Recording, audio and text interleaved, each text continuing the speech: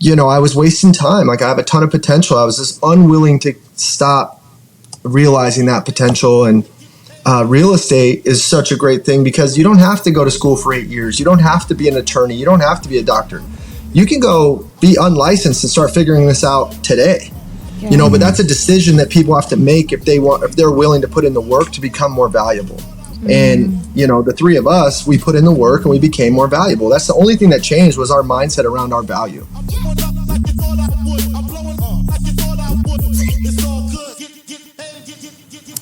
What's up, you guys? Welcome to the Deals in Aloha podcast, where we talk about real estate deals. We hope to leave a lasting impact on our audience and, of course, spread aloha.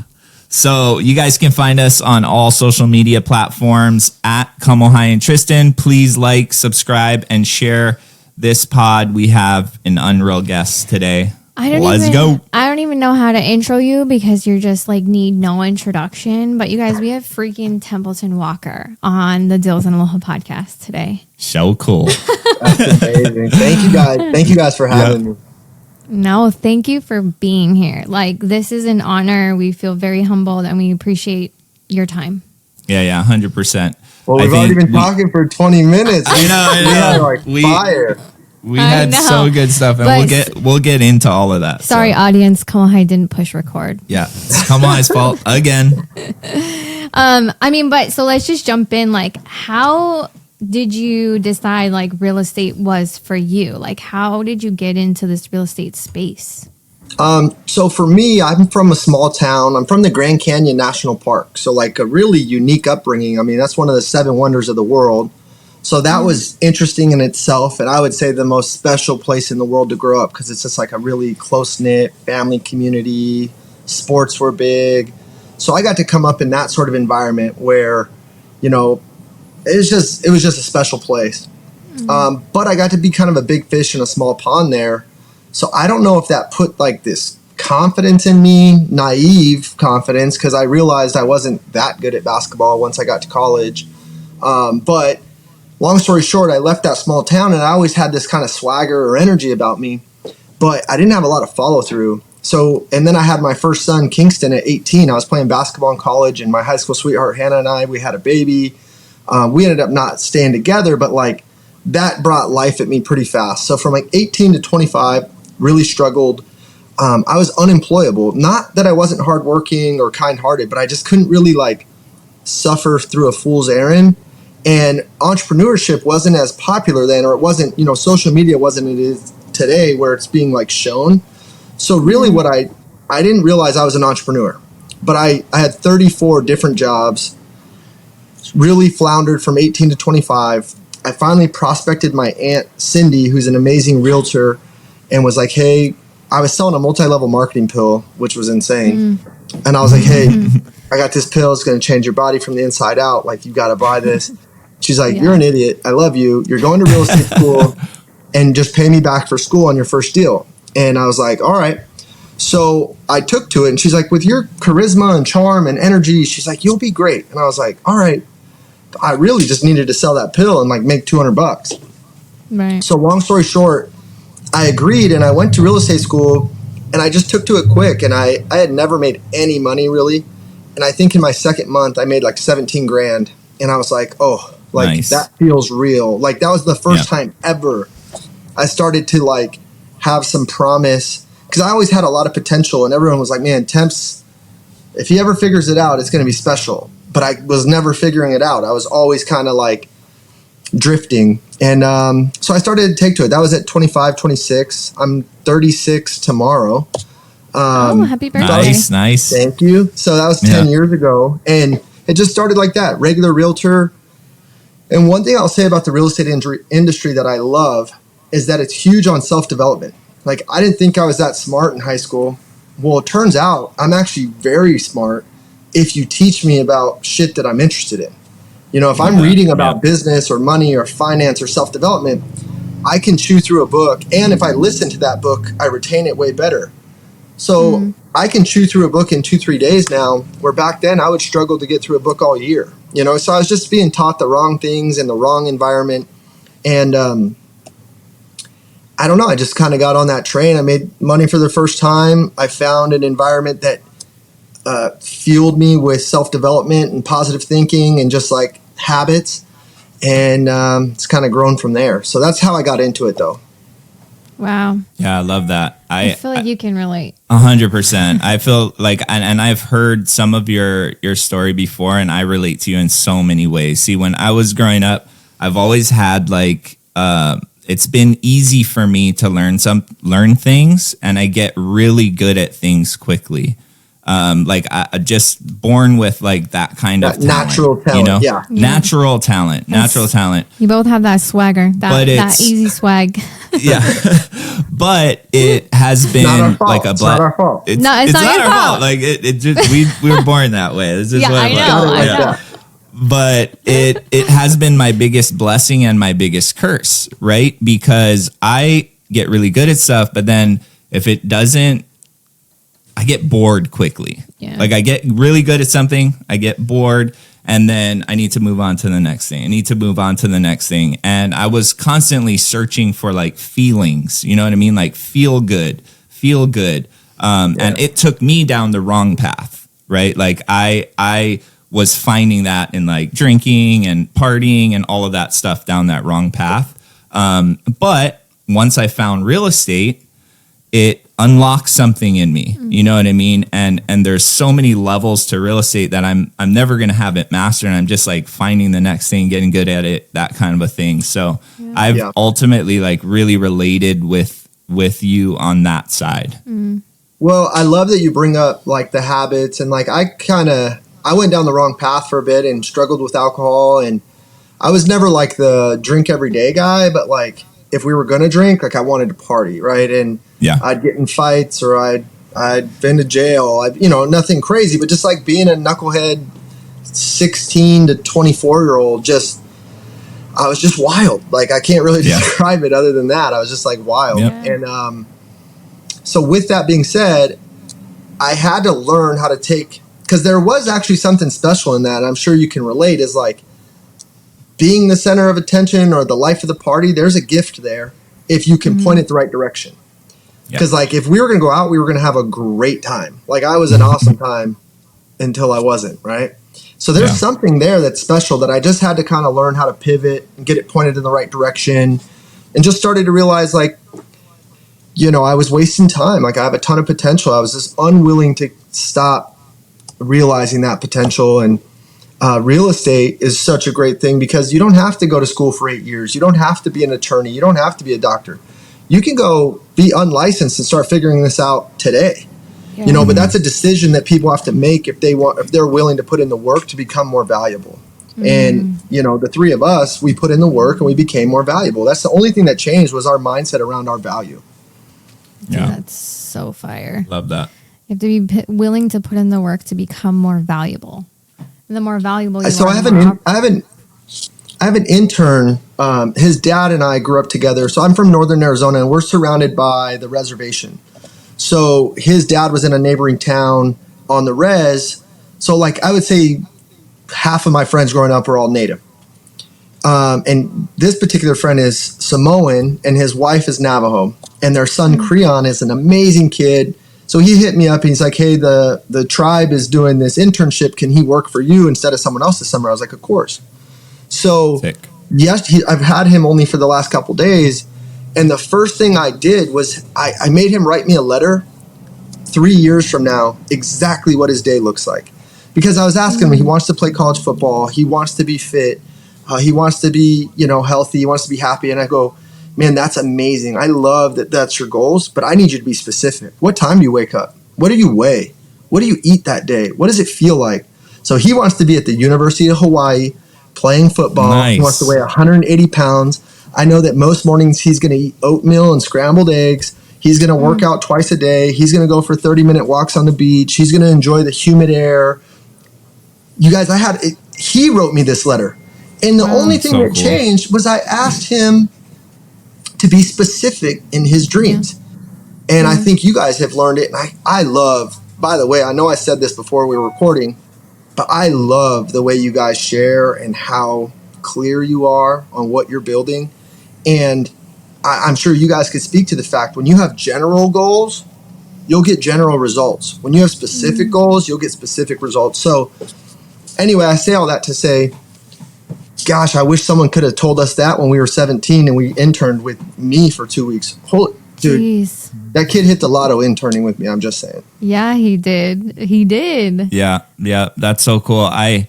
We definitely can totally relate. When we first got started in the real estate space, we joined this like big education company. It was Fortune Builders, Yeah. and we followed kind of their blueprint. But Is that Stan Merrill?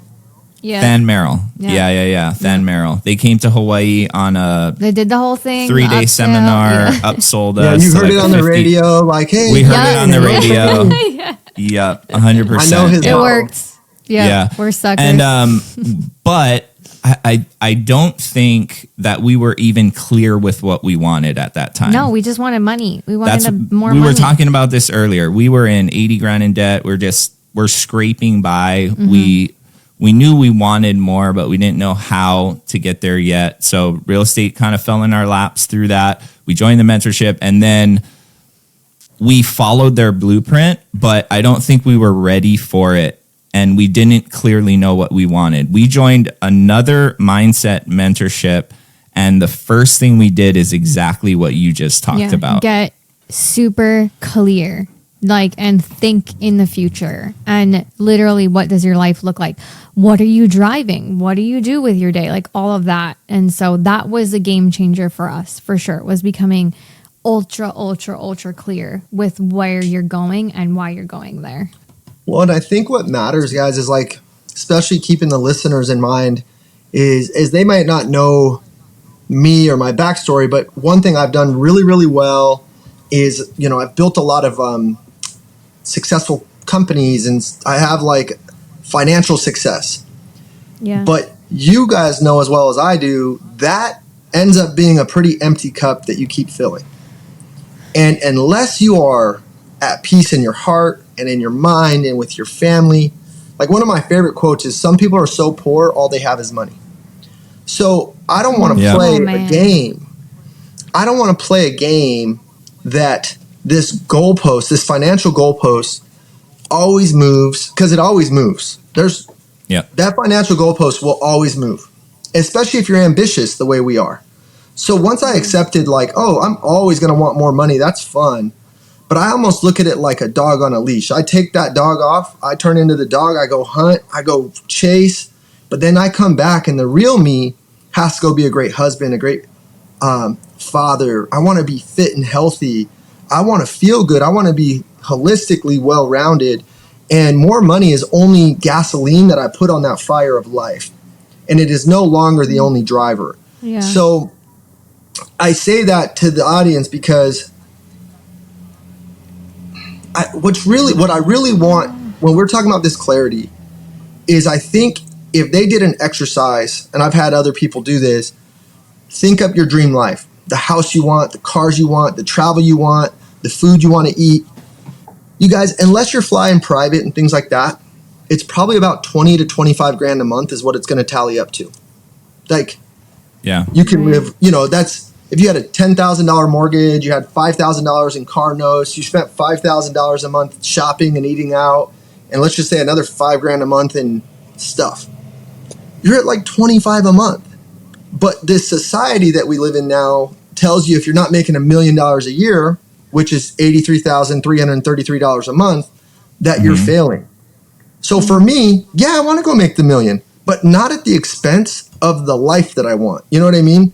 So I would just say, like, be clear on what it is you actually want. And if the number's 25 or 30 a month, well, if it's 30, you guys, that's only $360 a year. Let's say you want to save 20 grand a month. You got to add 240. So now you're at 4, you're at 600 a year. Can I reverse engineer 600 a year to have my dream life? I'm spending 30 on what I want. I'm putting 20 away into investments. How dope is that? But it just takes clarity. But you're never going to be satisfied if you're missing out on $1 million a year or $2 million a year, which is the $83,000 a month. When the reality is, the only thing that changes when you make more money, you guys, and you know this now, is your investable capital. You can only eat so much freaking steak and lobster. You can only stay at so many good hotels. You can only drive your nice car. You know what I mean? Yeah. Yep. 100%. So, Yeah. so for me, I'm always like, hey, how do I fit more life into this with enough money instead of more money with just enough life? Yeah. Yeah. See, we also resonate with that. I mean, I would ask you, like, how did you get to a point where you figured that out? Did you go into business knowing that's what you wanted to do? Or was this something that you had like trials and tribulations and had to learn along the way? Like experience burnout. Yeah. Where you're like hit a wall. Guys, I'm the king of the pivot. Like, I've done this way wrong. Like in the beginning, we're so broke, all I could think about was money. I could be at Valentine's dinner, and if my phone went off and it was a deal, I would ignore my wife and go do the deal. Yeah. So like money, faith, family, health, and friendship is like my 5. And money was always number 1 for me. And I had to finally realize that money is number 5, and it's only the thing that I can input into my faith, into my family, my health, and my friends and hobbies. So, but that takes a lot of discipline to actually start living that way. Can you actually, and this is I gotta be careful here, because once I was financially free, or once I started to have like some real reserves and some cash flow, this was a privileged way of thinking that I wish I could have known sooner. But the reality is I don't know that I would have this wisdom without actually going through it and now doing it. You know, when people tell you like, hey, don't buy that car, like just save it and invest. Well, you still go buy the car.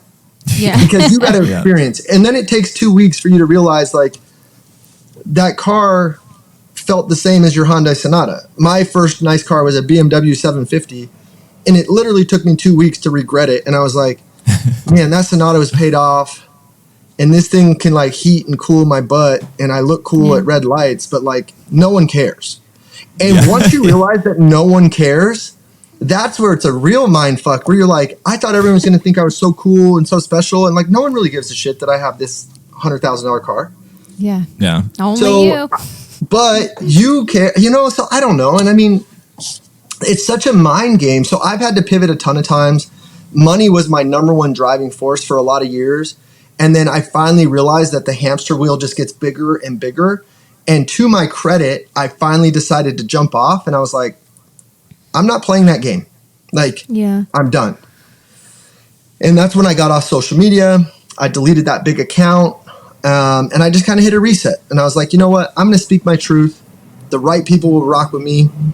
I know now I've built such a brand. You guys, it's hard for me not to go do 8 to 10 deals a month and go make $100,000 every month. Like, I'd have to like try to not do that. Because I just, I've put in the work, right? And I've carried myself a certain way where people trust me, know me. And I've also become so valuable in the marketplace. Oh, that's the point I was trying to make with Creon, the intern. I'm like ADHD guy, so stay with me. No, it's all good. I'm tracking. Love this. I'm tracking. But I was telling Creon, I was like, dude, he's native and Samoan. I'm half Mexican, half white. I always jokingly say I'm half Mexi, half sexy. But this world, male, female, like this world can absolutely disenfranchise people and corner people into a situation that's harder to get out of. But what I told him is I was like, the marketplace, I'm not talking value as human beings, but this marketplace, the economy, gives no fucks. The only thing it rewards is value. It doesn't care that you and I are covered in tattoos. It doesn't care that you're female. It doesn't care that I'm only 5'9" and I wish I was 6'5" like you, or whatever, however the fuck tall you are. You look like you're a 7-footer. It doesn't care. It only wants to pay value. And the moment you realize no one's coming to save you, no one's going to give you any handouts or favors, and that your number 1 job is to become more valuable. And the only way to do that is through experience and knowledge absorption. As fast as you can do that, you become more valuable. You guys, I couldn't freaking solve an algebra problem right now, but I have multi-millionaires calling me for advice on deals every day to understand the deal better. So yeah, I can't solve that algebra problem, but I can speak to some of the wealthiest people in the state or in the nation about a particular deal because I've become so masterful at that piece. Yeah. So, and that's just value creation.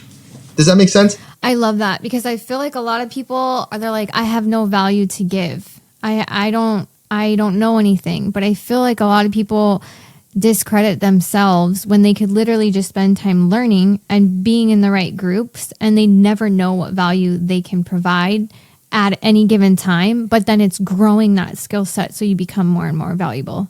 I love that so much. Yeah. Well, and getting in the right rooms matters. If they're listening to this podcast, they're already thinking the right way, right? They're trying to get better. Yeah. So now you're already on the right track. Just like your body, if you're putting hamburgers and fries in it every day, not to say you shouldn't go have a burger and fries here and there, but if you're doing that every day, you become that. Your body literally looks like that. But if you're putting in, high protein and, just quality food, your body looks that way. Well, our brain and our mindset's the same way. If you're consuming the Deals in Aloha podcast or your guys' content or my content or any of our friends' content that are thinking and playing life at a high level, guess what? You start to think and play at life at a high level. Your brain becomes what you consume. It's just like the burger or the salad. Like, what's going to give you a better impact? So no wonder I'm on fire, you guys, when I'm reading Outwitting the Devil by Napoleon Hill or Think and Grow Rich or, success is not an accident. It takes daily habits and purpose to become who you want to become. Yeah. I love that. Yeah. 100%. So I have a question. You got into the real estate as an agent on the agent side. What and why did you make the switch to the investor side? We do have a lot of listeners that are agents, and Or like, what was that progression for you? So for me, I got good at finding deals. So I was like bird dogging, but I didn't realize I was bird dogging. And like someone, I had a team lead at the time, a guy named Rudy, good dude. I didn't realize he was connected to wholesalers and flippers. And I just found out there was this formula like, oh, if you buy deals this much under ARV, people buy them and pay me the commission. So I started doing that. And then I was like, oh my God, I'm so thankful for this 12 grand I just made. But someone has something called an assignment for 70 grand. What did they do? And I'm a firm believer that if someone's doing something, I'm never a hater. Like, I will not hate on anyone. It just shows me that something is possible. So, and then I R&D.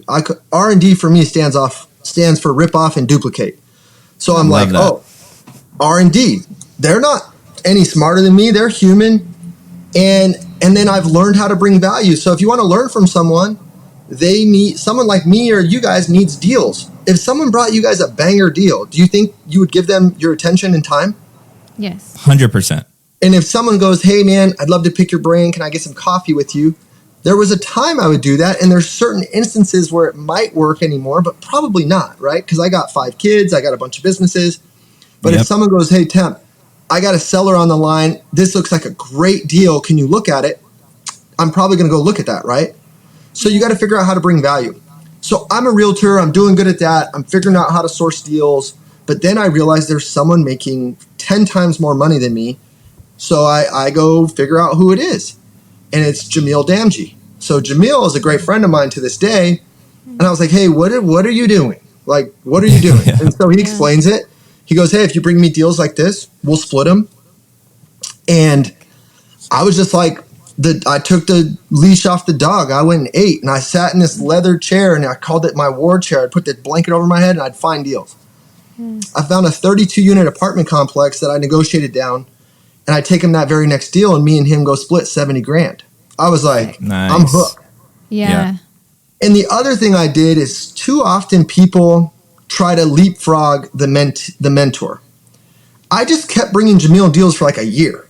And in the process, I learned a ton. I made a ton of money, and I never counted his money. I never counted the fact that he was taking half. I was like, I don't know. I made like 300-400 grand. So I didn't look at the 300-400 grand that I helped him make as an expense. I just looked at it as like, I'm so thankful these things are getting done. And I'm learning from, we all knew he was special back then, but it's very clear now, learning from the best in the business, right? Yeah. So you look at me now, I'm pretty darn good at this. It's no accident, right? Yeah. So yeah, that's how I got going. And then you start to have some capital, and then R&D. You see the flippers, and I'm meeting the flippers, and I'm going, well, what do they do? Well, that's just construction, renovation. I speak Spanish. That's a little bit of an advantage. Yeah. I'm licensed. I can sell my own product. I understand how to place value. Well, why can't I flip a house? Okay, you know what I mean? Yep. So so if I didn't wholesale it, now I can flip it. And then I had 2 years tax returns. I'm bankable for the first time. Gosh, maybe I'll stabilize a rental.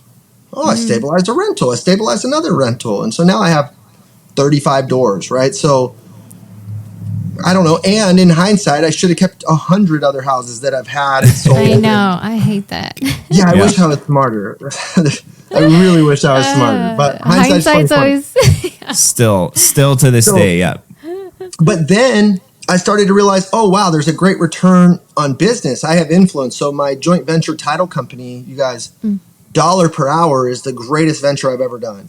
Then I have the traditional real estate team. I have the wholesale team with my partners, Miguel and Rod. And then Matt Miller helps me on the traditional side. What else do I have anymore? Silo title. Here's another thing. We were talking about how you get distracted and you can kind of go start something new. So at one point last year, guys, I had like 10 companies. And the reality was I was distracted. And there's really 4 companies for me: wholesale, fix and flip, traditional, and title. That's all I need. If I go do those 4 things right, and remember, clarity on life, right? Like I could add more to my plate and do more and get more people like praising me online because I own all this stuff. But the reality is those 4 companies can easily pay me 6 figures a month. I live on, what did I tell you, 20, 25 a month, and I save and invest the rest. Like that's a great life. And you guys, right now I work like 10 hours a week. Like I love that. I know. Well, actually a little more. Like I've been wanting to work more. I've been craving it. My kids go back to school in 2 weeks, and I was telling my partners, Miguel and Rod, I was like, fellas, I think I'm going to work from 9 to 1, like every day. Like, I'm ready. And they're like excited because they know how much revenue I can do. And they're like, hell yeah, let's go. Yeah. So that's clarity on life. That. Yeah. So what is SoulPod? All right, SoulPod. That goes to the moon. But there's another neon. So I'm into cold and sauna, and that's been a long time. Everyone's into it now, but I was like an OG on that. Big into Ram Dass. Have you guys ever read Be Here Now or No. Becoming Nobody? I'm going to now. Oh, Ram Dass, you guys. Okay. He's amazing. Okay. So anyway, he has this meditation, and then he couples music with a guy. His name's escaping me, but it's like Forrest something. But just like meditation music, I do my breathing, I do my cold, and like I'm always in my backyard doing like I'm out there like butt naked in the water, doing pull-ups, breathing cold. Like if my neighbors ever peeked over, my wife always just looks out. She's like, there's something wrong with you. But I feel so good. So I'm out there, I'm breathing, just got out of cold water, the sun's hitting me. I mean, I am vibrating at like a high level. And Ram Dass is in my ear, and he's speaking behind this like meditation music, and he's like, you're going to be with your people in this life and the next, and on the next plane, and on the next plane, you're going to be with them forever. He's like, that's your pod. That's your soul pod. And I sat up and I was like, fucking SoulPod. I'm getting chills right now. I was like, that's my people. Like, so I went and I was like, guys, we're SoulPod. And that's where that came from. And then, SoulPod. So it came from Ram Dass and me, just laying in the sun with everything out, just fucking feeling the world and just being like SoulPod. Yeah, that's so cool. Yeah, we saw SoulPod. We like all the people that we know and admire in Arizona have a very close relationship with you, right? And so we always see the SoulPod like meetups and like everything you guys do with SoulPod. And honestly, we crafted our community here in Hawaii around that. Yeah. Like that was our inspiration for that's how Deals and Aloha was. Yeah, R&D, exactly. I mean, my wife can tell you all about R&D in our design business as well, but that everybody's Pinterest. like, how do you come Pinterest up is my with best all of friend. these?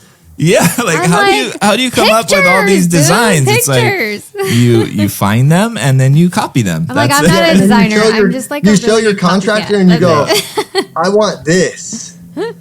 Yeah. No, Yep, but you guys, and and I love, and I'm so attracted to what you guys are doing, and it makes sense because it does resemble SoulPod, but what a special thing to create a community that can help people, that empowers people, and you guys, it creates a ton of deal flow for you. Like, let's be honest, 100%. you Yep. pour into these people, and they bring you Yep. deals, they bring you capital. Like, I make much more money when I'm holding meetups with purpose. And all I'm trying to do is lead with value. But sure enough, I usually buy a deal that day. I do something, Yeah. financially lucrative because I poured into the community.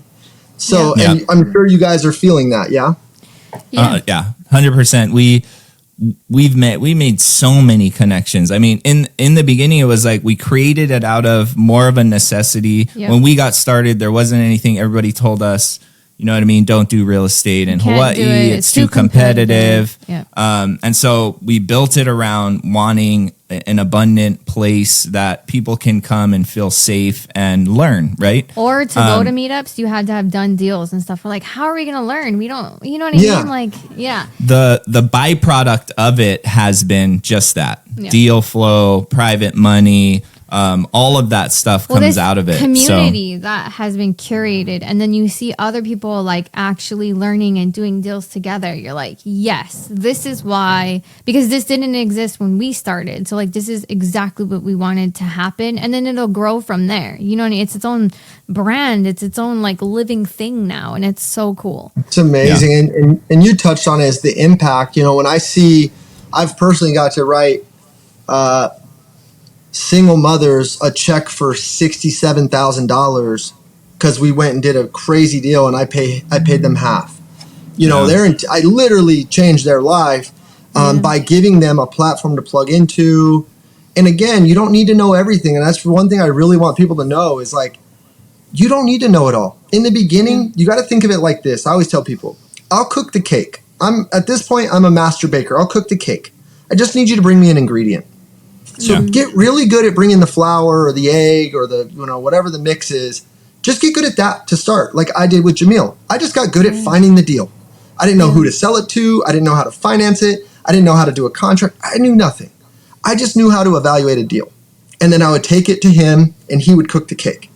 And when you're starting off, you guys, just keep it simple. Like, just figure out what's the ingredient that you're really good at. And maybe you're, a more reserved introvert and you're amazing at paperwork and you're amazing at, the details. Figure out how to start a little TC company for people like me who I literally don't own a computer. I'm on my phone. I don't touch contracts. I don't, you know what I mean? So there's always a niche, but figure out what's the ingredient you can bring, get around the right people, and then go solve problems with people that you vibe with. Yep. That's it. Solve problems. 100%. Solve problems with people that you vibe with. That's like real estate right there. Yeah. It is. And what's cool is I'm sure you guys have gotten to this spot in the beginning, especially as a realtor. I kind of had to eat like a lot of shit because I needed the money. Yeah. Where now you get to this spot where you guys, I am so on purpose with who I spend time with. Like I don't do any podcast really anymore. But the moment that you had sent me that DM, that was like the quickest yes ever. I was like, I'm there. Right? Because the saying no to a lot opens you up to say yes to the right things. Have you guys got to experience that? I would pose that question to you as like, you're eating shit kind of and like having to do everything. And now you can be more tactical of who, why, and how you do things. Have you guys experienced that? Yep, 100%. And honestly, I like hearing you say that you said yes to us means so much. I don't think you'll ever truly understand that, but it means so much. But I literally this year, and I think you too. Same. But I hit total burnout last year. I was telling him I want to quit. I'm over it. Like I was coming from this place of desperation, like we were talking about offline before he hit the record button, about just like coming from a place of survival. And I had to learn how to heal things that I didn't heal from, and then come from a different space of flourish and abundance and a lot of my learning and growing came from saying no to things because I don't have to say no. It's not in alignment. I need to focus on the things that are going to move the needle, that are going to give me energy so that I can say yes to the things that truly matter. And so, yes, dude, absolutely. I'm in that space. We're in that space right now. Yeah, I think it's just what you said, right? In the beginning, you're just trying to claw your way up and like get out and make some money. And in order to do that, you do have to eat shit. You have to say yes to almost everything, nearly everything. And some things that you're compromising on. Time with your family. Right, time with all of that stuff, right? Yeah. But I do think that it is very, very important that when as you are leveling up, that filtration system gets more intense and more intense and more intense. And I think the thing is you have to be very intentional about doing that. Like you have to realize what is going on. And a lot of times you're saying no. I 100% agree that it does open up for the right opportunities. So yeah, definitely resonate with that. I have a question for you. What was it like, or what does your filter look like? Like, how do you know this is an absolute yes? Like, and what was that process of creating that filter? Well, I think step one was becoming financially sound. There's a lot of privilege that comes with, being secure. I didn't grow up with much, grew up in a small town.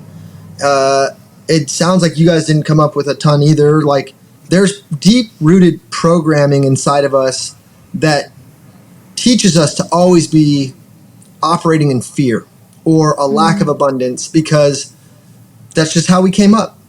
Like, I came up, my parents, by the way, gave me the best life. They're still my best friends. But my dad never read a book on mindset. He never read a book on, creating wealth. Like, they freaking grinded. My dad started as a grocery bagger, and then 35 years later, he was running that grocery store. And my mom was a preschool teacher. So we didn't have a lot. So I just got to see them, and as you got older, I got to see them grind and struggle, and this money was like, it was almost like this elusive object that just like, rich people must be doing something wrong to have a bunch of it. I had this programming. So, wait, Tristyn, hit me with the question again, because I want to make sure I stay on track, because I was about to go down a rabbit hole. What was like, how did you create the filter that you know that this is a yes versus this is a no? Because like every opportunity might sound good on paper, Okay, perfect. I want to make sure I stayed on track on that, because I can tend to like fucking talk about weird shit. Okay, so. Me too. But that starts with now knowing that I don't need to operate in fear anymore. I am enough. There's a certain level of I call it my swan number, sleep well at night. I am happier and at peace, you guys, when I have my swan number in a bank account. I don't care if it's dead capital. It's just sitting there not being used. I operate better when I have my swan number in that account. So I started to hit my swan number, have some cash flow. I started to have recurring business. There is a certain confidence and peace that comes with that, right? When you're not scraping by wondering, can I even do another deal? Yeah. So from that, you start to have a privilege to have more opportunity than you have time. And what most people do is they keep saying yes, yes, yes, and they start to say what I call a dirty yes rather than a clean no. I started to have influence and people were attracted to me. I've always been a natural leader. I was always like the captain of the team and the prom king and that, like, I've always kind of had it like that. You did too, right? Like, I don't know. Same. I can't, Yep. I had it Same. like that. Yep. Not my fault. But so people get attracted to you and want that time. And that can feel really great for a while.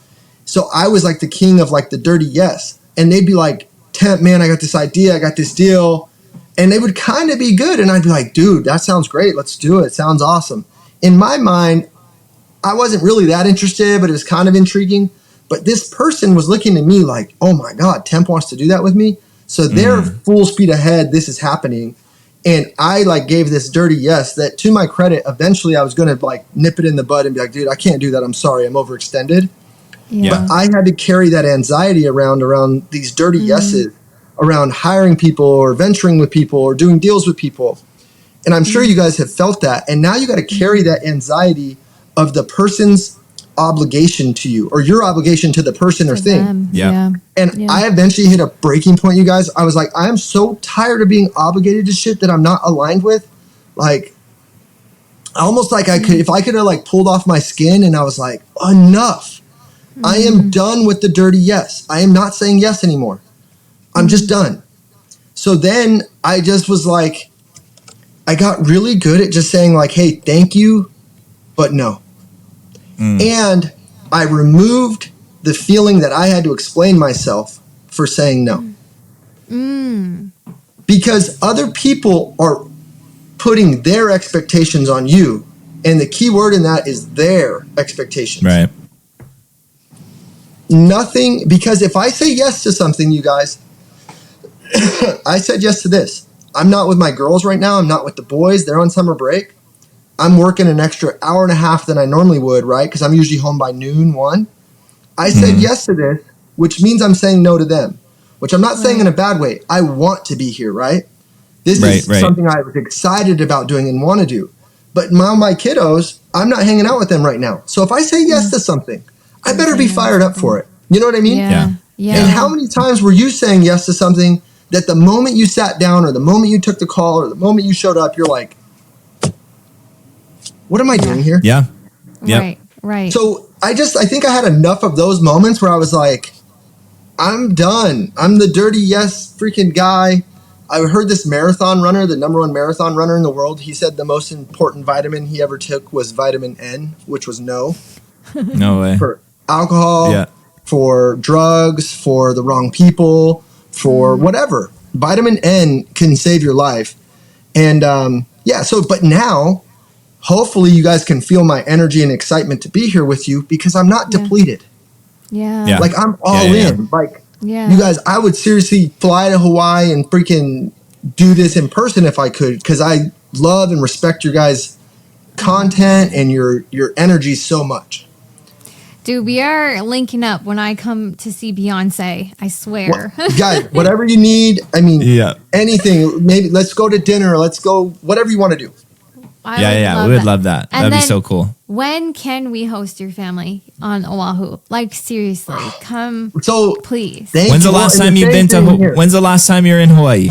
He said years ago. I've only ever been once in 2020, and we had Vivian, who was 7 months. That was like COVID. Like we were like, that was like crazy times. And my wife was pregnant, and we went to Kauai where my auntie lives and my uncle Dean, and that's the only time we've ever been, and we want to go again. And I really want to buy something out there, but we're just not in this season of life right now because my 2 daughters are 1 and 2. Traveling with them, you guys, I know. like bless their little heart. It sucks. Like 100%. I don't even want to. I'm like, been there, bro. Been there. For us to really enjoy it, probably a year or 2 for just to get them a little bit easier because right now they're like pterodactyls. Well, hit us up. You can stay at our Airbnb across from the beach. Please come and we'll show you around. We will show you a good time. But I want to hang out with you guys. Like, we'll hang out. We'll hang out. We'll do a big meetup. You can see our pterodactyls. Yeah, they're just older, 5 and 7. We'll do a big Deals in Aloha. That would be so much. That would be so cool, dude. Everybody here would be so stoked. So, but you're talking about family. Let's talk about family a little bit because that is one of the things that drew us to you is how you've built your life, right? And we talked a little bit about it earlier, but not only the time that you spend with your children and your wife, and you guys are always together. It seems like you're always there. And also at the same time, you've actually brought a lot of your family into your businesses, right? Yeah. And I've heard you say before how you want to elevate everyone around you, you know what I mean? And bring as many people as you can with you. And that is something that we also believe in, you know, like it's frowned upon almost, or like you hear a lot of people, you know, in the real estate industry say, oh, don't hire your family. You're setting yourself up for failure. And it is the road less traveled and it's harder. So how has that been for you? Speaking of which, that was my dad. Who worked And he's amazing. Okay, so I remember speaking at this entrepreneur event, and there was this really successful guy. He's a doctor. He sold his company to Walmart, and then it was me. We were the two panelists, both successful in our own right, but in different ways.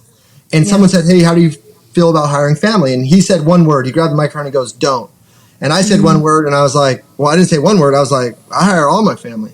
And everyone was like, what? And here's how I look at it. And I've learned this the hard way. I've done it right and I've done it wrong.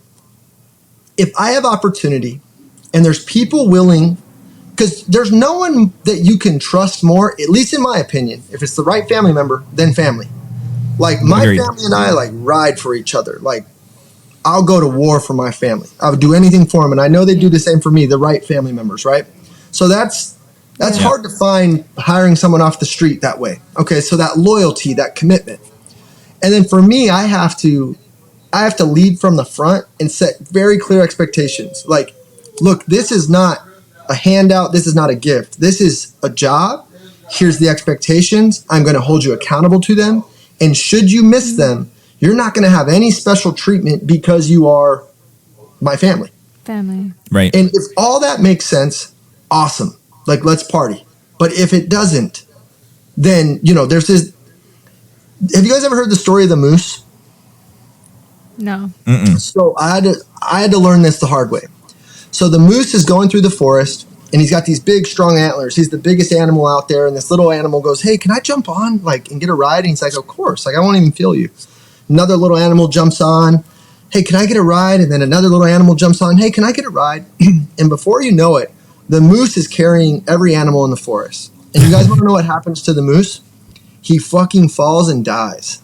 Yeah. I was the moose. So here's what I do now. I will not carry you. You're invited to come with me. I'm big and strong, right? I'll clear the way. I'll make the path. You could come with me, but I will not carry you. And in the past, I would find myself carrying people because I was capable, but that doesn't make it right. Right. Yeah. So I just had to go through that. So I love hiring family if they're willing to walk next to me, but I can't carry you. Yeah. I love that. I hired my brother. He's our project manager. He was a journeyman carpenter for like 20 years, and he was our very first private money lender. And so he saw what we were doing for like 2 years, and then he's like, I want to do it too. I'm young and I'm breaking my body, and I want more. I want more time, and I want to do what you guys are doing. So we ended up hiring him a couple years later, and it's not without challenge. But I feel like it can be one of the most rewarding things, and a lot of people don't understand it. Well, and I think opportunity, a lot of times people just need you to lift the veil and show them what it could be. And I think there's a duty and obligation. Have you guys ever read Outwitting the Devil by Napoleon Hill? Yeah. Yep. It's the best book ever. But he says 98% of people have that hedonic rhythm, or I think he calls it the hedonic rhythm or something like that. But 98% of people are just pretty much walking through life deaf, dumb, and blind, right? Autopilot. No disrespect, but they're drifting. Right. And there's only 2% of free thinkers that, in the book, the devil, he can't control. And the only difference between the 2% and the 98 is access to the information. So if you have the information and you have a family member there that's on this hamster wheel, being a carpenter, working the job, having, too little money at the end of the month. And I don't know if that was his situation or not, but he obviously wanted something different. Yeah. Well, if you have access to that, why would you not share it with them? Where people get hung up is not creating the right expectation for that relationship moving forward. But like for me, I want to have as many free thinkers, and I want to help unlock as many as my family members' minds and hearts, and let them be free thinkers and get out of that drift as possible. That's my duty and obligation. I always say I lead from the front. I don't tell you, and I've never asked someone to take medicine I don't take. I lead from the front. Yeah. So, and it sounds like you guys do the same, and it's a beautiful blessing when you do. Yeah. 100%. And, for us, it's even gone a little bit farther. I don't know how familiar you are with Hawaii, but we have a very unique relationship with land and the United States, right? And one of the things that we hear from a lot of local people are, we're being priced out of paradise, or I can't make enough money to live here and stay here. And, obviously we have found the vehicle that will allow us to do anything and everything that we want, right? But it does come down to the people that they just don't have the knowledge. The veil hasn't been lifted yet. They haven't seen the path yet. But we feel as local Native Hawaiian people that it's our responsibility, right? Because now we know it's not just something that we should do. It's a responsibility of ours to do that, or at least try and put the information out there. Just share what we know, share our experience, and that people can do this too. And I think the thing that happens, and I commend you, and you guys are so freaking awesome and brave for doing it, because what happens a lot of times in that situation, and you got to remember, your message is only ready for those that want to hear it. Because the same people that you're trying to speak to and help at times will be the first people to shoot the arrow at you or throw the rock and say, who are you to think you can do this, that, right? Because they're programming, they're scared for you, right? Like, so it's a tough place to blaze that trail and pass on the knowledge, because some people will say, hey, get off your soapbox, stop preaching to us. Like, we don't fucking care. And you got to be brave enough and strong enough to go, hey, I love you. I just understand, like, my message isn't resonating, and that's okay. It wasn't for you. Right. And there will be a handful of people that it can change. They can be the number one person in their family that changes the generational curse around the poverty and the lack of money and the lack of abundance and the lack of education and thinking. And you guys can be the ripple that changes all of that. But ever let the community as a whole, because at times, again, I grew up all around the reservation, right? A lot of my best friends are Native. A similar culture to Hawaii with the, freaking white people like stole everything, right? So, I mean, so it's like there's similar ideologies there that can create this systemic wheel. And it's hard to raise your hand and go, no more. I'm done. Right. And people will cast arrows and throw stones at they'll think you're preaching. And what I would tell you is don't ever stop saying your message, because for the right people, it will hit and it will change their lives and their kids' lives and their kids' lives. So you're doing something really special. I appreciate that. It's super motivating, because you of all people know, and it's hard to keep up with like the message and the social media and it's hard at times, you know what I mean? Sometimes it can be like just heavy. I mean, especially when you have haters, but if you have haters, you're doing something right? Yeah, but we're all human, right? Like, I've gone through that, Tristyn. I would give you this advice, because I've gone through it heavy, right? Like, sometimes I'll post and like, no one cares. Like, why am I posting this? Like, it just feels like you're posting it for you instead of them. And I know you guys, and I know your heart. I know your energy. You're posting because you genuinely want to change people's lives, and you're leading from the front. So always remember that like, there's a great parable around, we'll use a man in this scenario, but there's two men that die at the end of their life, both wildly successful. They had the blueprint. They knew the answers. One of them was so humble that he didn't want to seem boisterous or, braggadocious. He didn't want to make anyone else uncomfortable. So he never told anyone about the blueprint. He never told anyone about his success. And when he died, no one got to learn from it. There was another guy who told everyone. He shared the message wildly, and he changed millions of lives because he decided being humble or toning down his message or dimming his light was not going to happen. So which person do you want to be? Do you want to be the person? Both of them were wildly successful and had great lives. The information died with this guy, and the information changed many, many, many people's lives over here because they were willing to say, all right, I'm going to have some haters. I'm going to have some judgment, but I think it's important that I share this. Yeah, for sure. I'd rather be that guy. Rooftops. Yeah. I'd way rather be that guy. Me too. Yeah. And it comes with, there's heavy lies the crown, you guys. Like, Yeah. This shit ain't easy. There's pressure. Yeah. Yeah. There's pressure, but like, I mean, I know you two were built for it, as was I. So it is what it is. 100%. 100%. So what does life look like for you in 5 years? Like, what's next? Is there a next? What's... Oh, I love it. So I'll have at that point, I'll have a 21-year-old. I'll have a 18-year-old, a 13-year-old, a 7 and a 6-year-old. Wow. There's a statistic that tells you that your kids spend you'll spend 90% of the time with your kids from 0 to 12. Because after 12, they start hanging out with their kids. They're playing club sports. They're playing with friends. Then they go to college, and then the time really gets limited. So 90% of your time with your kids is from 0 to 12. And that's also the time where you're their hero. They're like, dude, like, I'm everything to all my kids right now. Kingston, my oldest boy, he wants to go hang out, and he's doing his thing, right? Yeah. But I still have all the 4 youngers where I am their like guy. And I cherish that. So Tristyn, in 5 years, I'm going to be wildly available for my 2 daughters and for little Tempe and for Noah and Kingston.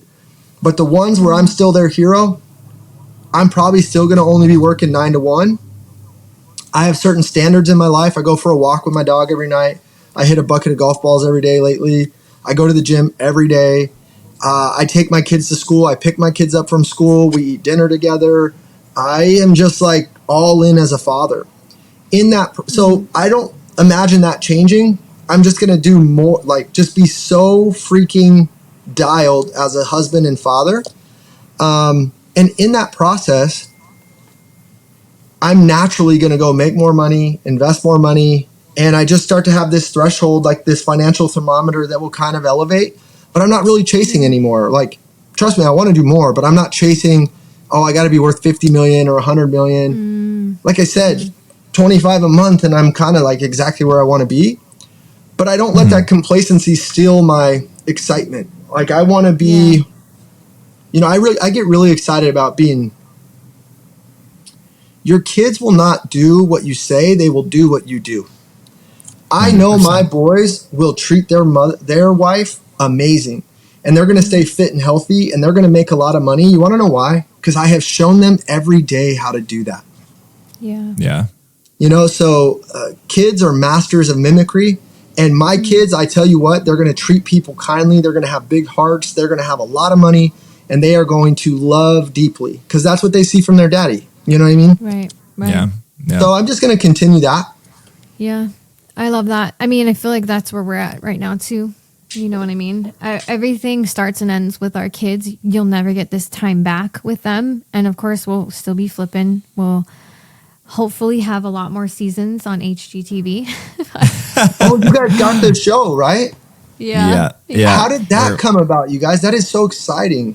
Oh man, I thought it was a scam, dude. They emailed us and I was like, that's like I don't know, that's fake. And so I just kicked it to the curb for like a couple, I would say like a month and a half. And then we started getting reached out to by realtors on Oahu, and they're like, hey, this production company reached out to me, and they're looking for a husband and wife team that flips this many houses a year, and that we think would be good on TV. We fit that mold, I guess. Yeah. Oh, you guys are going to crush it. So after, they kept referring, the realtors kept referring the production companies to us. So we're like, hey, maybe we should check this out. Check this email out. Yeah. And so the rest was history. We just went through the whole process. And we got picked up. It was a long process, but it was not without like, why do we want to do this? Like I've never grew up wanting to be on TV. Like I had no ambition for that, but I was like, if this can help us move the needle to where we want to get quicker and impact that many more people, then it's a yes. If we can represent our state, our culture, what we do, who we are as humans, and hopefully grow more opportunities, then it's a yes. And obviously it was meant to be because we got picked up and we're just walking through the door. Like we're just saying yes to that and then no to a lot of other things right now. Yeah. Well, it was a lot of like back and forth though. Like it took us a while to like come to the conclusion that we're going to do it too, because of our unique relationship with land here and the Hawaiian culture. Yeah. And we know we're going to get a lot of people that aren't ready to hear our message. Are not ready to hear our message. Exactly. And a lot of those people are going to be my people, the Native Hawaiian, like sovereignty. They don't agree with the United States even being here in the first place. There was no such thing as land ownership. So I understand that that's going to happen. But just like what you were talking about earlier is I'm meant to share this with the people that are ready to hear it. Right. Yeah. And those people deserve to hear this. And so just like Tris said, if we can impact more lives, if we can move the needle faster through being able to do the show, then we're going to do it. So I've looked at the show route and I think I would crush on that. You would crush. Oh, it would be a freaking fire show. And I've thought about it. It hasn't made sense yet. Just the one thing that really the one thought that pulls me towards it as to why I might someday is because what you just talked about, your message can go so much further, so much faster. And I look at a buddy like Paith or, Jamil, these guys, like they were able to just amplify what they were already doing. Mm-hmm. However, I think you got to be really careful. Do you want, and this would my advice be to you guys, is pretend vision 3 years down, 5 years down, make sure you're landing where you want to land and not where the tide takes you. And be very clear on what you're willing to do or not do with that megaphone. Because sometimes that megaphone can feel so good and you get so much praise, it starts leading you instead of you leading it. And so with the show, but I've thought about it because it amplifies business, right? And it's fun and it's enjoyable. I just have to figure out how to fit it in the right way. So if I'm ever ready, I might have to hit you guys up for advice or a connection. Dude, of course. I would have a fire ass show, but you would have a fire show. It would be good. But thank you for that advice because I'm so open to sound advice because this is a new journey. You know what I mean? And we said yes, we took on the responsibility, but I don't take it lightly. Like it's a big decision because I'm actually way more introverted than I am extroverted. He's the one that can just, I can turn it on like nobody's business and I can kill it. But I get tired after and I actually want to just go into my room and turn on some Grey's Anatomy or like, you know what I mean? Chill out. Just chill. Just chill. Versus him. Dude, my wife wants no part of the spotlight. Yeah. See, I'm the opposite. I gain energy from like being around people and with people and talking story and like I leave our meetups and I'm like so freaking fired up. Like I'm ready to keep going, She's like tired, needs to go. I am for the day. And then the next day I'm like, oh shit, I'm so tired, man. Yeah. No, but I think you guys, the most attractive thing that anybody can do in this life, and I think that's why I'm on this podcast today and why you guys asked me, is the most attractive thing anyone can do is just to be themselves. Yep. And 100%. If you guys, and I know you will, just stay on that vibration, you're going to be just fine, right? But, don't just be yourself. And that's the most attractive thing. Like, like when I always tell like my sales guys or whoever, I'm like, look, like, remember when you used to go to the bar, you were trying to like appeal to the opposite sex. If you went up to every girl or every guy, be like, hey, want to go home? Want to go home? Want to go home? Want to go home? They'd be like, bro, chill. But when you're confident and you're just like, you just know you got it and you can just like lay back and let the world come to you. There's like something really attractive about that, right? Because you just got that confidence and like, your truth, your value.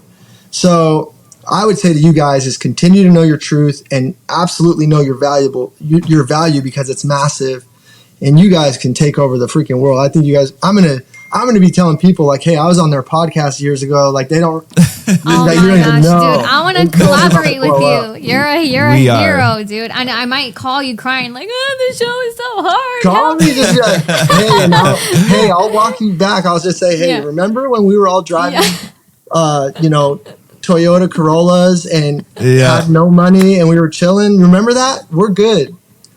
Yeah. I know, right? For real. Yeah, I love that. I love that. Man, Okay, I so could, like, this is the best. this is, Yeah, I know. this is- I could stay here and talk all day, and I'm telling you, I won't be tired tomorrow. Yeah. I love it. Yeah. But this is the thing, like, we don't get to have these kinds of conversations enough. I don't feel like we do. And so, yeah, we're just grateful to be able to do that. I do have to tell you one thing real quick, that you're in my head a lot of times. And one of the things that I hear you telling me is all the time, control the controllables. Oh, he says that all the time. I don't know if I know that that's what, like, you live by that, right? Mm-hmm. And I, like, we'll be out and some crazy thing happens and it's something that, you know, we're not even in control of. We're doing our very best. And like, I'll look over to her and I'll be like, babe, because I'm the one spinning out. control. All we can do is control the controllables. You know what I mean? Man. And so that You has get like, chilled. dude, No, it's that so has true, helped though. me so much. It's helped us so much. It's such a grounding thing, and it helps you to reset because this industry is hard. You know, it's a roller coaster. It's the highs are highs and the lows suck. You know, they're pretty dark. So it's like when you can sit back and focus on, okay, well, what do I have control of? And then that helps you figure out the next step to take. And then just take the next step and the next step and the next step. And then you realize you're like, oh, shit, they shit ain't that bad. Yeah, you guys, control the controllables has literally gotten me out of some dark holes. Like, you know, the market turned in June. I don't know if it turned out there. It turned bad out here. It went like 5x the wrong direction. So I had 32 projects, 10 of them luxury at that time. Like, I remember sitting in La Jolla in this beautiful house on this mountain, and I looked at my wife and I was like, hey, hon, like, I think I got to work again for a little bit. Like, this is like, I was just kind of reading some data and like, you know, I tracked these certain KPIs. I was like, this is not looking good. Like, I have a lot of exposure. Like, the books weren't cleaning fast enough. And I was like, ugh. And what did I do? I controlled the controllables. I always love to, I'll always say, like, it's like my wrist stack. And like, I just take I'm a pen and paper guy. And I'll just like, anything that feels heavy, Me too. I write it. And I just write, all right, this feels heavy, this conversation, this relationship, this deal, this money. And I just write it. And you guys, I just tackle one thing at a time. Like, oh, I've been avoiding this conversation because I'm acting like a baby and I don't want the conversation, you know, because I'm like a sweetheart. Like, I mean, I'm a dog. I'll do what I got to do. But like, I'm like, oh, okay. And I just write it. And once it's there, I'm like, okay. And I just eat the frog. You guys, by the time I'm done with that page, I've like figured everything out and I controlled the controllables and that's all I can do. So, and that can go out. You guys, I was in like a heavy situation. I mean, I could have went, I guess technically bankrupt had everything gone really bad, but like figured it out, lost like $700,000 in cash, but I had it to lose. Like, I had a plan, like it worked. And, you know, I've done really well for a lot of years, so I could absorb that, but it was like, that wasn't fun, but I controlled the controllables. And I now, nothing happens to you. Everything happens for you. You guys, I'm so glad that year happened to me because I was the moose, right? But now I shook the antlers. I realized there was a lot of holes. I got rid of some companies that didn't make sense. I got rid of people that didn't make sense. I got rid of relationships that didn't make sense. Or I also had amazing relationships that made sense, but it just wasn't the right season. And I just like leaned into my truth. I took a ton of vitamin N. And I just was like, now I look at it, I'm like, man, that was awesome. Like, I'm so glad I am where I am. It wasn't fun losing all that money, but like, I'm in such a dope spot. Yeah, you're so much better for it. Yes. You know. Did it happen to you or for you, right? Did you guys experience any stress in that? Did you guys have any like heavy days? I was watching didn't do that, though. I was watching what was happening in Arizona because I'm the same way. Like, I have a pulse on my market, exactly what's happening. Like, we were just talking about our fears last night and whatever, and he's like, my biggest fear is like, what if people stop buying houses and like real estate doesn't exist? Well, because we don't do like a ton, but we do at any given time we'll have like 10 to 12 projects, and our median home price is $1 million. So we normally will buy at 900 to $1 million, then we sell right under 2 million. That's our sweet spot, right? And you guys are going to go try to get like 200 to 300 a spread of like net revenue off that. Yeah. Exactly. Yeah. So Yeah, we're more quality. And you can We do don't a lot less. of Yeah, you can quantity. do less but better. Yeah. Right. So I've pivoted to that model too, guys. Like I learned the hard way. I said yes to too much, like straight up. And now, again, when is enough enough? I already, just my title company, just like one of my companies, I can live really well. So like, why was I redlining risk? There's a saying that goes, I was risking money. I was risking money I didn't want to lose for money I didn't need. Yeah. That's It's like, huge. Yeah. So anyway, I love your guys' model. Like, and you guys do such a good professional email when you guys raise your capital. I was actually thinking about trying to do some, but then I deployed into another direction. I funded some of my own deals. Yeah. But you guys have a really good looking capital raise. Like, Thank you. Yeah, we appreciate that. I hired a really good VA to help me dial that in. That was game changing. That helped me not come back. Yeah, exactly. Oh, not how. That's right. Exactly. Control the controllables. But that's Control so the controllables. you guys only need to go close what 8 to 10 deals a year and you're good. Yeah. Yeah, 100%. So, but then we get bored at 8 to 10, right? So we do between 20 and 30. That's our sweet spot. I told him I don't want to do any more than that because then I start to get overwhelmed. Just stay bored, you guys. That's a couple mil a year. Deploy it. Yeah. Yep. Exactly. Just literally stay chill. Yeah. I think we definitely want to go into a little bit of small multifamily, not huge syndications and all that, but like small 20, 50 units. And then, dude, you keep talking about a title company, and that has been on my brain for the last 2.5 years. It is a dream of mine to do a title company here in Hawaii. It's hard. So, Hawaii's a little, like, all the title companies are family, like, companies basically, so it's kind of like you gotta be able to break through the door in order to do it. All we do is break through doors. Well, but guys, who not how? What I would do, I bet you those families, those title companies are smart enough when they see money. Yeah. And you guys have a community. So I don't know freaking shit about title. I know how to drive a lot of deals, and I have a community. Yeah. So what I did is I have what's called a joint venture. So I own a title company with the largest title company in Arizona. They do all the title work.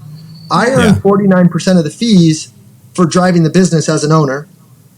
And then I've incentivized my community to send deals there. So if you went to one of those title companies and go, hey, we have deals in Aloha. We have probably 30 or 40 files a month collectively that we could send your way. We'd love to own what's called a joint venture with you. You guys are going to get all this business, and all we ask for is a % of the revenue.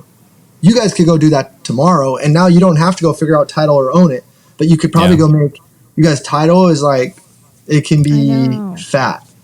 I've heard that, like, and it's one of the truest forms of like passive, right? Because like we hear passive all the time, and it's not really passive. We're working a lot for it, but title is like, you know what I mean? Is one of those true passive. Yeah, dude, and like that's like rental. Like I own a ton of rentals. This like doesn't feel passive at all. Like I have so much money sitting in these like side accounts that I never use because like I'm like water heater, a window. Jeez. Yeah. I'm like, dude, if I had to live on my rentals, I guess I could, but like stressful. It's like it's not real.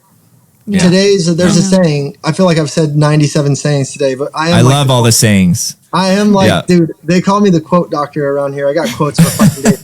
But today's cash flow is tomorrow's CapEx. And it's so true. It's like, dude, that's you ripped some cash flow from that rental and then the roof went out and it's just tomorrow's CapEx.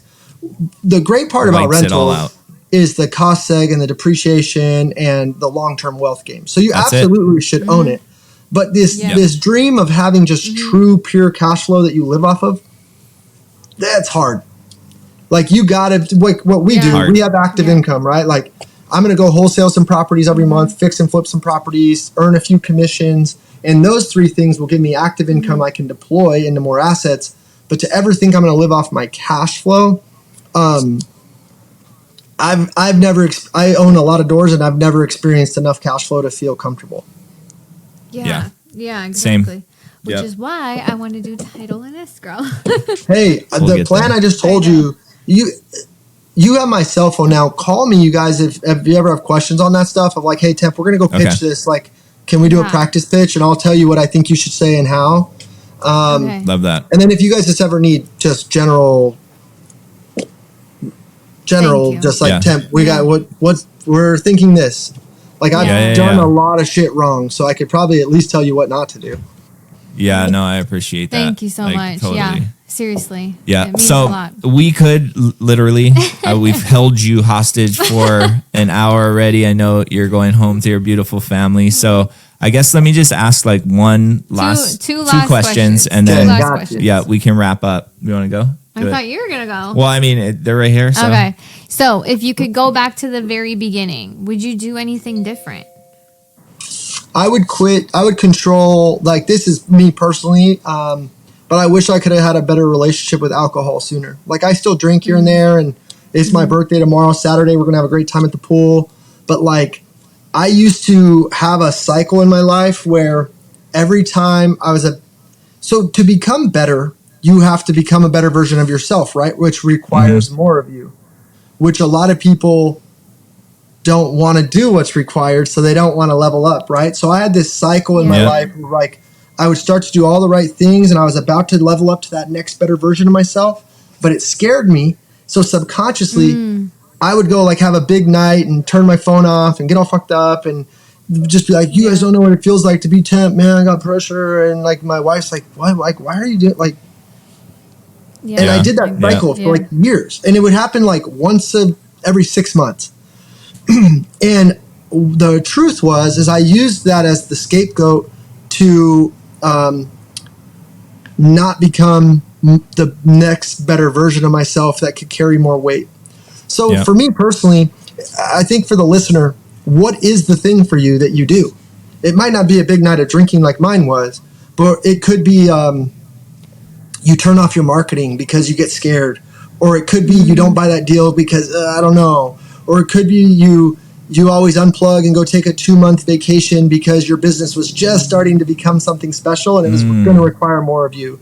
So what is the cycle that the pattern that you can interrupt so you can hit that next level and start to stay there and sustain the weight of that? For me, it was alcohol that I had to kind of get better at. So that's what I would do differently, is just like realize I have this pattern and it's stupid and I wish I could, just stop that sooner. Yeah. I can resonate with that so much. 100%. Did you guys ever have that pattern? Yeah. Me, 100%. Yep. Definitely. It like I took it even to a next level, but like just looking at, once I got that out of my life, like I've been clean for 11 years. I don't drink anymore. Cause drinking ended up, I ended up in jail. Yeah. I would get into fights all the time, do some crazy shit. Right. Yeah. Like that's just how it was. So, but I got that out of the way. I still had things though that I'd get to a certain point and then I'd blow it up for myself because of that. Like I was scared, or I didn't want to have the more responsibility. I wouldn't let myself level up. So I think what you said, I resonate with 100%, but I think what's important is for the viewers to do that, like figure out what that is in your life. And try and like be intentional, figure out what that is and recognize it. I think the first step is recognizing it, obviously, and then you have to do something about it. Well, it's funny. I was just talking about this with my coach. Thank God I have a coach. But on how like we can hold ourselves back because of the stupid shit we attach to this goal or this next thing, because we're operating from a different place, and then like coming out of that place and having that realization, and I'm probably botching it. I'm probably not articulating it the way that I want to, but it's like coming out of this place where you don't have to be there anymore. You aren't there, and realizing that just because you have this big goal, you don't have to attach this negative fear associated with that, Do you ever feel like you are only worthy of a certain level, or like, even now, like you guys have said it, you guys have the TV show, or you guys have given me a ton of praise today, which I'm so thankful for. And there's still parts of me that are like, it's like this imposter syndrome. Like, I'm like, who am I? I was like, 100%. you know what I mean? And that imposter syndrome can sometimes creep in and keep you comfortable, because comfort is comfortable, you know, like it feels good. 100%. Yeah. And that next better version is going to be so rewarding and so fulfilling, but gosh dang it, it's going to be hard. And we don't, and that's what you don't want. And that's what I didn't want. I didn't want to know what it felt like to have a bigger payroll and to have a bigger marketing spend and to have more people that I was obligated to, and to be a better leader and to be more consistent. I was afraid of it. So I was like, fuck this. Let's go drink. Yeah, you know? yeah. Totally. Yeah. I think for me, it was like even one step further is I didn't deserve it. Like I would tell myself I didn't deserve it, right? Because of all of these things that I had done in my past, or because I placed a level or on these shortcomings that I still have. Right, and, exactly. yeah. So it's, and yes, resonate with the imposter syndrome crazy still to this day. But yeah, it's taken a lot to figure that out and recognize that in myself. And it is just that it's unfreaking comfortable. You know what I mean? We run away from that, from the discomfort. Like we're programmed to do that. You know what I mean? But now I've learned, you know what I mean? Like it's something that I have to be very conscious about, but leaning into that stuff and constantly working on that daily. Well, and it's also painting that your own picture of success, not what social media or society gives you as a definition of success, because Very you can true. make all the millions in the world, right? But then you don't have a good relationship with your kids. You don't even know who they are. You don't have a good relationship with your spouse. You're depressed. You have no energy outlet. You know what I mean? So it's like, what does true success and happiness actually look like, and not tying it to external things? You know what I mean? Comparison is the thief of joy, right? Like, Yeah. kills you. And what's the other one? Some people are so poor, all they have is money. It's like, and you don't know what you're measuring against. Like, if you're measuring, I feel like I do a pretty good job on social, because I'll even tell people like, hey, I'm depressed right now, or I feel like I try to really share my truth. But most people aren't doing that, right? Like they're sharing the wins. And when you're having a regular Tuesday and Billy over here just closed a $2 million deal and is driving a cool car, you're like, man, fucking Billy's way cooler than me. This is what your brain's telling you. But guess what? Billy's fucking regular too, and I always just think like people get stomach aches and like have to fucking diarrhea like in public places. And I'm like, dude, they're not special. Like they're fucking regular. Yeah. I'm like, Billy, good job on the deal. I'm not a hater. I love that. But I'm not going to compare to you, because you get stomach aches too, bro. This is my brand. Yeah. I love that. I love that. It's the truth. Cool. Okay, last question, we promise. What is the impact you hope to leave with the audience? Great question. I would say it starts with clarity. What do you want? You know, like, again, like if you compare and you see me owning these 5 businesses and say, I want to go do that. Well, do you? Or would flipping 2 really good deals in Hawaii a year that you netted 200 grand each, and you went and made 400, and you just loved the process and you did 2 amazing deals a year, would that be enough? I mean, I don't know. But what I'm saying is get clear on what you want. Don't just listen to me doing these 5 things and whatever. Like, because guys, I still have to lead a lot of people and carry a lot of weight. Yeah. You know, and what you guys are doing, you got 30 flips a year, you got a TV show, which is amazing. But what if someone could just find 20 of those deals for you every year, wholesale them to you guys at 30 grand a pop, go make 600 grand, and they don't have to take any of the risk, and they get to just be one of your most valued assets, and they don't ever have to do any of it. And maybe they get a guest appearance on the show of like, hey, this is one of our best deal finders and we love them. Yeah. That sounds like a freaking cool 100%. life with way less stress. And maybe they have a TC that they pay per file and they bring all that money home on a net. Yeah. What is it you want? So that's what I would tell people is like, don't let my dream or your dream, if you love it and you aspire for it, R&D, rip off and duplicate, yes. But be very clear what you want and why you want it. That'd be the number one thing. And then take action. And like I used the analogy earlier, like if you're eating burgers and fries every day, you start to look like that. Like Yeah. our brains are the same. Like put good stuff. Keep listening to this podcast. Keep putting good stuff in your brain, and you become that. It's not an accident, Boom. you know. Like you become not it. an So accident. hopefully Yeah. that's a good answer. I don't know.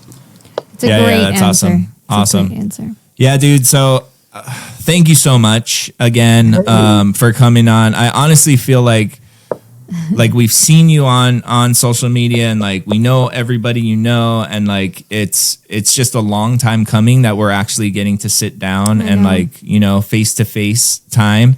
And my favorite podcasts are the ones that we talk very little about real estate. Real estate, yeah. But just it's like being in the same room with somebody that inspires you and that has that energy, and like it just feels so good. So I thank you again for being here today. Yeah, you truly filled my cup today, so I really, really appreciate your time. It's very valuable, and thank you.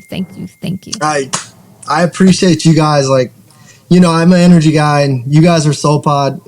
You guys are stuck with me for this life Let's and go. the next. Yeah. Right Love on. that. Okay, you guys listen. Please like and share and subscribe to our channel. This was one of my favorites, Yeah. and we'll see you guys later. Peace. Peace.